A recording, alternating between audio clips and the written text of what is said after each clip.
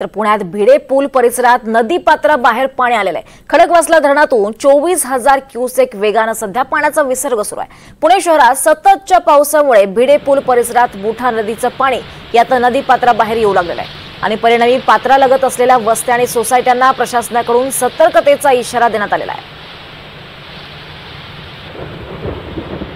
पुणे शहरामध्ये कालपासून अगदी सततधार पडणारा पाऊस, हा मुसळधार पाऊस खरं तर सकाळपासून पडतोय आणि त्याच्यामुळे पुणे शहरातली जी परिस्थिती आहे ती आता गंभीर होत चालल्याचं चित्र काही ठिकाणी दिसतंय। मी आता भिडे पुलाच्या परिसरामध्ये आहे। या ठिकाणी देखील आपण पाहतोय जे मुठा नदीचं पात्र आहे त्या नदी पात्राच्या बाहेर पाणी येते आणि या पात्रालगत असणारा जो रस्ता आहे तो पाण्याखाली चाललेला आहे आणि या रस्त्याची जी वाहतूक आहे ती आता प्रशासनाने तात्काळ थांबवलेली आहे। या रस्त्यावरून कोणतीही वाहतूक होताना दिसत नाही। मात्र नदी पात्रालगत जी वाहनं आहेत ती पार्क केली गेलेली आहे, ती वाहनं देखील पाण्याखाली गेल्याचं चित्र आपल्याला पाहायला मिळत आहे। खरं तर ही वाहनं या ठिकाणी लावू नयेत असा पुणे महानगरपालिकेने इथे फलक देखील लावलेला आहे। मात्र आपण पाहू शकतो की ही जी वाहनं आहे ती या ठिकाणी पार्क केलेली आहे।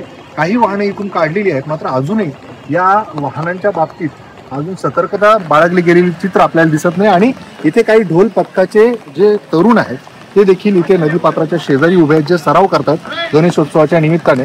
मात्र सध्या या नदीपात्रालगत हे पाणी वाढत असल्यामुळे त्यांच्या सरावावर देखील याचा परिणाम झालेला दिसतो। एकूणच पुण्यामधली जी वाहतूक आहे ती देखील मंदावलेली आहे आणि भिडे पुलाच्या परिसरातले हे दृश्य तुम्हाला दाखवतोय। या ठिकाणची वाहतूक बंद केलेली आहे। एकूणच पुणे शहरामध्ये आपल्याला कमी अधिक फरकाने हीच परिस्थिती पाहायला मिळते।